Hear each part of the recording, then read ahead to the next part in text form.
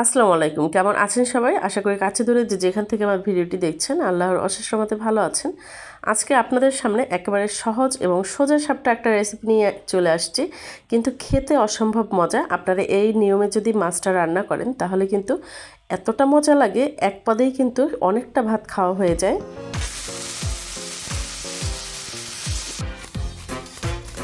এখানে রূপচাঁদা মাছ নিয়ে নিয়েছি। এখন ফ্রাই করার জন্য দিয়ে দিলাম হচ্ছে মরিচের গুঁড়া পরিমাণ মতো, আর এখানে দিয়ে দিচ্ছি হচ্ছে পরিমাণ মতো লবণ। মাছ ফ্রাই করার জন্য কিন্তু অতিরিক্ত লবণ বা মরিচের দরকার হয় না, একটু কম হলেও সমস্যা হয় না। তো দিয়ে দিলাম হচ্ছে হলুদের গুঁড়া, দিয়ে সুন্দর করে হাতের সাহায্যে এখন মেখে নিচ্ছি। এই মুহূর্তে বলে রাখছি, আমার ভিডিওগুলো যদি আপনাদের কাছে একটু হলেও ভালো লেগে থাকে প্লিজ দয়া করে আমার চ্যানেলটি সাবস্ক্রাইব করে দিবেন, সম্পূর্ণ ভিডিওটি দেখবেন, দেখে ভালো লাগলে সুন্দর একটা কমেন্টস করে দিবেন, একটা লাইক করে দিবেন, আর তার থেকেও বেশি ভালো লেগে থাকলে শেয়ার করে আপনি আপনার টাইমলাইনে রেখে দিতে পারেন। তো মাছগুলো সুন্দর করে মেখে রাখার পরে এই যে ফ্রাই প্যানের মধ্যে তেল দিয়ে দিয়েছি, তার মধ্যে হচ্ছে এই একে একে করে মাছ দিয়ে দিলাম। তো রূপচাঁদা মাছ কিন্তু একবারে কড়া ফ্রাইয়ের স্বাদ এক রকমের, আর এই যে আমরা কারি যেটাকে বলি, এভাবে যদি রসা রসা করে রান্না করি বা ভুনা করি তাহলে কিন্তু একবারে কড়কড়া করে ভাজি করলে কিন্তু ভালো লাগে না। এরকমের হালকা করে একটু উল্টে পাল্টে ভেজে নেবেন। সেই মাছটা যদি আপনারা ভুনা করেন তাহলে কিন্তু খেতে বেশ ভালো লাগে, আর এই নিয়মে যদি মাছ রান্না করেন একটুও কিন্তু গন্ধ আসবে না। তো কথা বলতে বলতে মাছ কিন্তু ফ্রাই হয়ে গেছে, দেখেই বুঝতে পারছেন আমি কতটা পরিমাণে ভেজে নিয়েছি। তো একে একে মাছগুলো তুলে নিচ্ছি, দ্বিতীয় ব্যাচেরগুলো দিয়ে দিলাম।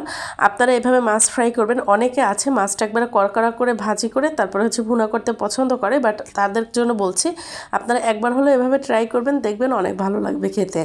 আর এখানে এখন দিয়ে দিচ্ছি কড়াইয়ের মধ্যে সয়াবিন তেল রান্নার জন্য, আর বেশ কিছু পরিমাণে পেঁয়াজ কুচিটা দিয়ে এখন সুন্দর করে নেড়েচেড়ে একটু লালচে করে ভেজে নিব।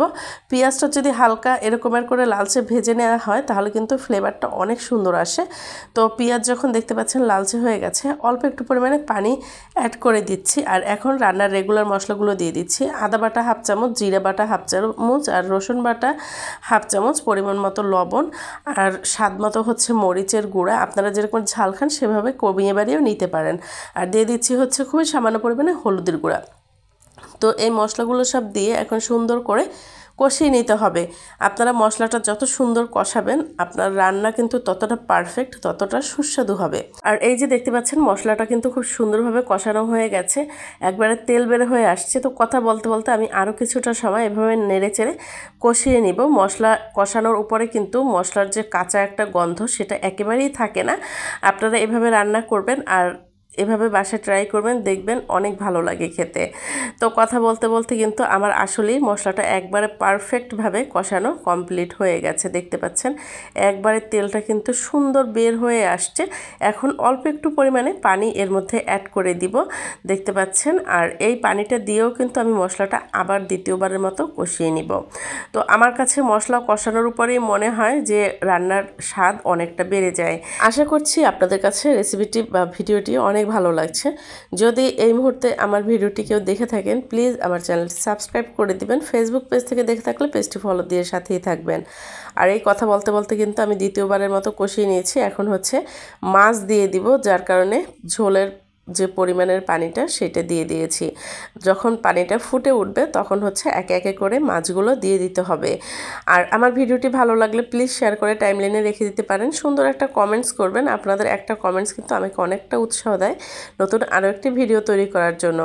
তো এই যে দেখতে পাচ্ছেন কথা বলতে বলতে সব মাছগুলো কিন্তু একে একে দিয়ে দিচ্ছি। আর এই মাছটা কিন্তু বড় ছোট সবাই খুব পছন্দ করবে, আর এক পদেই কিন্তু ভাত মানে খাওয়া শেষ হয়ে যাবে, তখন আর অন্য কিছুর দরকার হবে না আপনারা যদি এই নিয়মে মাছটা রান্না করেন। তো এখন ঢাকনা দিয়ে ঢেকে রাখছি, আর দেখতে পাচ্ছেন একবারে টকবক করে ফুটে উঠছে। আমার রান্না কিন্তু প্রায় অলমোস্ট ডান। এই যে এখন দেখতে পাচ্ছেন পানিটি কিন্তু অনেকটা টেনে গিয়েছে। তো আপনাদের যদি রসা রসা ভালো লাগে এই মুহূর্তে আপনারা উঠিয়ে নিতে পারেন, আর যদি একবারে ভুনা করতে চান তাহলে কিন্তু একবারেই শুকিয়ে নিতে পারেন। তো আমি একটু হালকা রসা রসা রেখেছি, যার কারণে হচ্ছে এখন তুলে নিচ্ছি। আমার ভিডিওটি ভালো লাগলে প্লিজ আমার চ্যানেলটি সাবস্ক্রাইব করে দিবেন, সুন্দর একটা কমেন্টস করে দিবেন, শেয়ার করে টাইমলাইনে রেখে দিতে পারেন।